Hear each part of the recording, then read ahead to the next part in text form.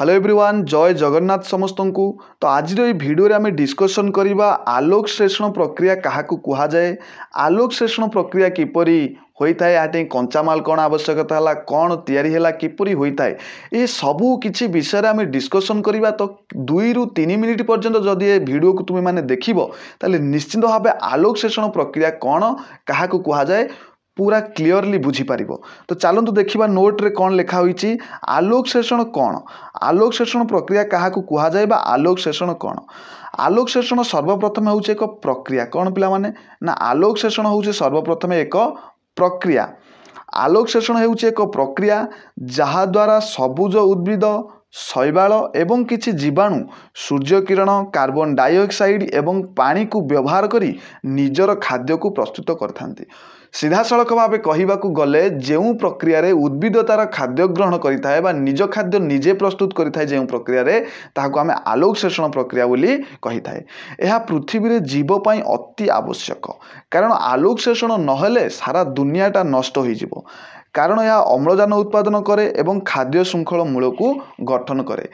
आम भितर कौन भी जीव नहांती यही उद्भिद शैवाल किसी जीवाणु मान को छाड़देला जो माने निज खाद्य निजे प्रस्तुत करें, यही काम केवल उद्भिद किछिटा शैवाल जीवाणु आलोक श्लेषण प्रक्रिया जरिया करिथांती, निज खाद्य निजे प्रस्तुत करथांती एवं आमे तांको उपरे डायरेक्टली बा परोक्ष भाव में किंबा प्रत्यक्ष भाव में तांको उपरे निर्भर थाए। सरल भाषा कहवाक गले कौन ना आलोक श्लेषण हेउछि एक प्रक्रिया जहा द्वारा सबुज उद्भिद सूर्य किरण को व्यवहार करी कार्बन डाइऑक्साइड पानी को ग्लूकोज एवं अम्लजान रे परिणत करिथांती।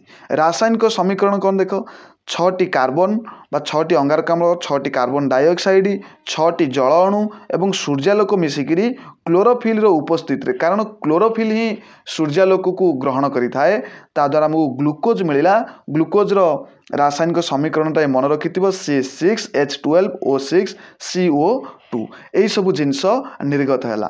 आहरी देखंतु भल भाव में बुझंतु आलोक श्लेषण रे कौन सब कंचा माल रहिला बा रॉ मटेरियल कौन रहिला जहा को नेइकिरी तैयारी हैला आलोक श्लेषण प्रक्रिया। कंचा माल कौन रहिला ना कार्बन डाइऑक्साइड, या कोड मिलला ना हमको वायु मिलगला। स्तोम साहाय्य वायु जीवा आसवा करे, तो स्तोम साहाय्य सीधा सड़क उद्भिद वायुमंडल अंगारकाम्ल गैस को आनिला।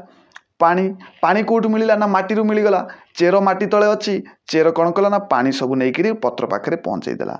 सूर्य किरण सूर्य ठारू आराम से मिलगला। क्लोरोफिल पत्र जो सबुज वर्णर रंग रही है आम क्लोरोफिल बोली कहूचे, यह साहाय्य ही सूर्य शक्ति को वृक्ष बा उद्भिद कैप्चर करता धरी रखिपारि थाए। यह कहीं शेष उत्पादन कौन बाहरिला, ग्लूकोज बाहरिला। जेतबेले आलोक श्लेषण प्रक्रिया सरीगला, आलोक श्लेषण प्रक्रियार समाप्ति घटिला, सेतबेले ग्लूकोज बाहरिला एवं अम्लजान वायु को निर्गत होगला जहाँ को आम श्वासक्रिया ग्रहण करथाउ। यही प्रक्रिया कहीं गुरुत्वपूर्ण, उद्भिद एवं प्राणी मानक पई खाद्य जोगी थाए प्रत्यक्ष किंबा परोक्ष भाव में।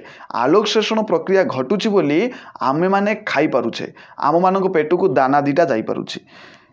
निश्वास नेबा पाई अम्लजान उत्पादन करे, कारण आमे देखिले शेष उत्पादन कौन मिलुछि ना अम्लजान वायु मुक्त होता है जहाँ को आमे श्वासक्रिया ग्रहण करुचे। वायुमंडल रे CO2 बा अंगारकाम्ल बा कार्बन डाइऑक्साइड एवं ऑक्सीजन बा अम्लजान संतुलन को बजाई रखी थाए। कारण उद्भिद जेतबेले खाद्य प्रस्तुत करता है आलोक श्लेषण प्रक्रिया रे आमे देखिले से माने कौन करथांती ना अंगारकाम्ल गैस को ग्रहण करथांती। अंगारकाम्ल गैस वायुमंडल रू नहीं जाइथांती एवं अम्लजान गैस हमको देइथांती, जहा फल रे अंगारकाम्ल गैस एवं अम्लजान गैस भितर संतुलन बजाई रही थाए। आशा करुच्ची आपण माने बुझी पारिथिबे। जदि ये वीडियोटी भल लागिथिबो वीडियो को फटाफट लाइक करंतु, चैनल को सब्सक्राइब कर दियंतु। जय जगन्नाथ।